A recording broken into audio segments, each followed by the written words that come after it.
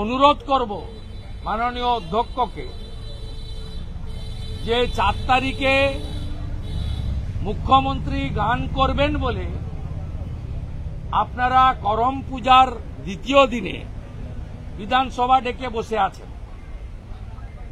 মূল উদ্দেশ্য হচ্ছে 4 তারিখে এখানে হাম্বা হাম্বা রাম্বা রাম্বা কাম্বা কাম্বা হবে। মুখ্যমন্ত্রী তাতে অংশগ্রহণ করবেন এবং নিশ্চিত সাথে ইন্দ্রনীল সেন থাকবে। তার জন্য পুরুলিয়া, বাঁকুড়া, পশ্চিম মেদিনীপুর, ঝাড়গ্রাম, আলিপুরদুয়ার, জলপাইগুড়ি, দার্জিলিং সহ বীরভূম, পূর্ব পশ্চিম বর্ধমান সহ এই বড় অংশের বিধায়ক যারা 3 তারিখে করম পূজায় অংশগ্রহণ করবেন এবং 4 তারিখে করম পূজার সমাপ্তিতেও যে অনুষ্ঠান আছে তাতে তারা ব্যবস্থাপনায়ও থাকবেন, নিজেরাও অংশগ্রহণ করবেন। তাদেরকে বঞ্চিত করে আপনি বিধানসভার অধিবেশন ডেকেছেন, গান বাজনা বিকেলে করছেন, করুন। আমরা সংবাদ মাধ্যমের মাধ্যমে মাননীয় অধ্যক্ষ তাকে বলছি, উনার করার ক্ষমতা আছে কিনা সন্দেহ। উনি যদি 14 তলাকে আমাদের বার্তাটা, আমার বার্তা নয়, মূলবাসী আদিবাসীদের বার্তাটাকে যদি স্বীকার করে এই 4 তারিখেরটা বদল করে 8 তারিখে করেন সোমবার, তাহলে এই এলাকার বিধায়করা তাদের এলাকার উৎসব উদযাপনকারীদের সঙ্গে 2 এবং 3 সম্পূর্ণভাবে অংশগ্রহণ করতে পারবে, এই আবেদন রাখলাম। আমাদের জনজাতি মূলবাসী তাদের একটি বড় অনুষ্ঠান করম পুজো, সেই উপলক্ষে প্রত্যেককে জোহার জানাই। মূলত আমাদের রাজ্যে আলিপুরদুয়ার, জলপাইগুড়ি, দার্জিলিং প্লেন মানে ফাঁসি দেওয়া নকশালবাড়ি সহ ইত্যাদি এলাকা, আর এদিকে ঝাড়গ্রাম, পশ্চিম মেদিনীপুর, বাঁকুড়া, পুরুলিয়া এবং কিছুটা পূর্ব বর্ধমান, পশ্চিম বর্ধমান, বীরভূম। এখানে অন্য জায়গায় হয় মোটামুটি, যেখানে খুব বড় সংখ্যার মানুষ যুক্ত থাকেন সেই জেলাগুলোর নাম আমি উল্লেখ করলাম। এখানে করম পুজো একটি বিরাট এবং বড় অনুষ্ঠান এবং এই অনুষ্ঠানে প্রস্তুতি ইতিমধ্যে শুরু হয়ে গেছে এবং তার রীতিনীতি মেনে, পদ্ধতি মেনে তার করম পুজো অনুষ্ঠান, তাকে কেন্দ্র করে চিরাচরিত সাংস্কৃতিক অনুষ্ঠান এবং মূলবাসী আদিবাসীদের অংশগ্রহণ, তার সঙ্গে আমরাও যাই, কিন্তু তাদেরই মূলত এই কর্মসূচি। আমি বিরোধী দলনেতা হিসেবে, যেহেতু বিধানসভার অধিবেশন একতরফা ডাকা হয় মমতা ব্যানার্জির নির্দেশে, অন্য রাজ্যে বিরোধী দলনেতার সঙ্গে স্পিকার বা পরিষদীয় মন্ত্রী টেলিফোনে কথা বলে অধিবেশনের ডেট ঠিক করেন, তাই এখানে আমাদের বলার সুযোগ নেই।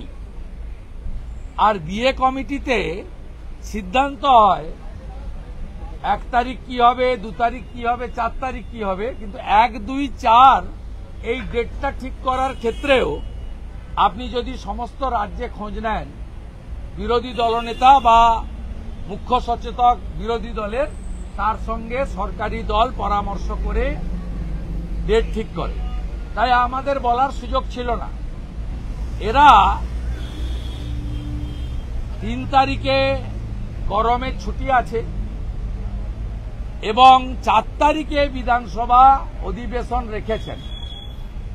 আমার ডায়ে বাঁয়ে মূলত যে এলাকাতে করম পুজো বেশি করে হয় সেই এলাকার বিজেপি এমএলএ, আমার সাথী এমএলএরা দাঁড়িয়ে আছেন। যেমন আলিপুরদুয়ারের মনোজ, ওরাও দাঁড়িয়ে আছেন, জলপাইগুড়ির পুনা ভাংরাজি আছেন, মালদার জুয়েল মুর্মু আছেন, পুরুলিয়ার নরহরি মাহাতো আছেন, কমলাকান্ত হাঁসদা আছেন, দক্ষিণ দিনাজপুরের বুধরাই টুডু আছেন, কালচিনি অর্থাৎ আলিপুরদুয়ার জেলার কালচিনির এমএলএ বিশাল লামা আছেন এবং আমাদের দুর্গা মুর্মুজি আছেন দার্জিলিং সমতলের বিধায়ক। এর বাইরেও অসীম বিশ্বাস আমার সাথী বা অন্য সাথীরা দূরে দাঁড়িয়ে আছেন। আমরা মনোজ ওরাওর মুখ থেকেই শুনব করমের রীতিনীতি কি।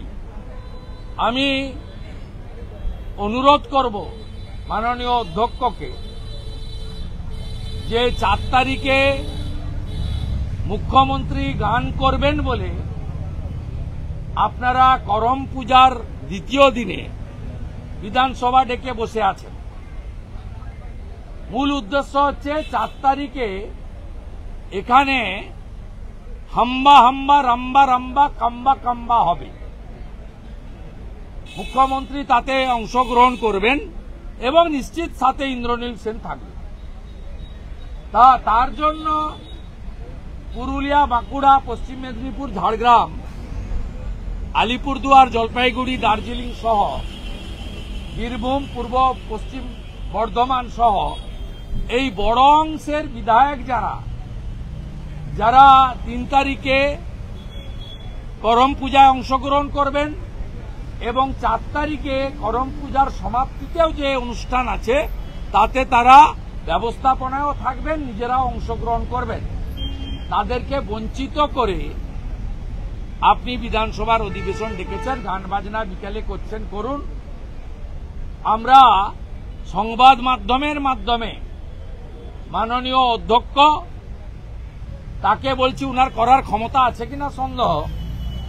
উনি যদি 14 তলাকে আমাদের বার্তাটা, আমার বার্তা নয়, মূলবাসী আদিবাসীদের বার্তাটাকে যদি স্বীকার করে এই 4 তারিখেরটা বদল করে 8 তারিখে করেন সোমবার, তাহলে এই এলাকার বিধায়করা তাদের এলাকার উৎসব উদযাপনকারীদের সঙ্গে 2 এবং 3 সম্পূর্ণভাবে অংশগ্রহণ করতে পারবে, এই আবেদন রাখলাম।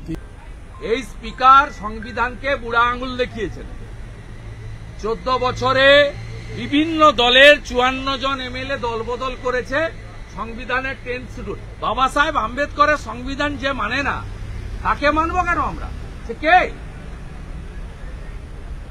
মুকুল রায়কে বলে যে বিজেপির এমএলএ, সুমন কাঞ্জিলালকে বলে বিজেপির এমএলএ, আর দুনিয়া পার্টির মিটিং করে ঘুরে বেড়াচ্ছে। মিথ্যার একটা সীমা আছে। আমরা 2021 সালে প্রথম বিএ কমিটির মিটিং, অল পার্টি মিটিংয়ে গেছি, কিন্তু তারপরে যখন আমাদের লোক ভাঙিয়ে পাবলিক অ্যাকাউন্টস কমিটির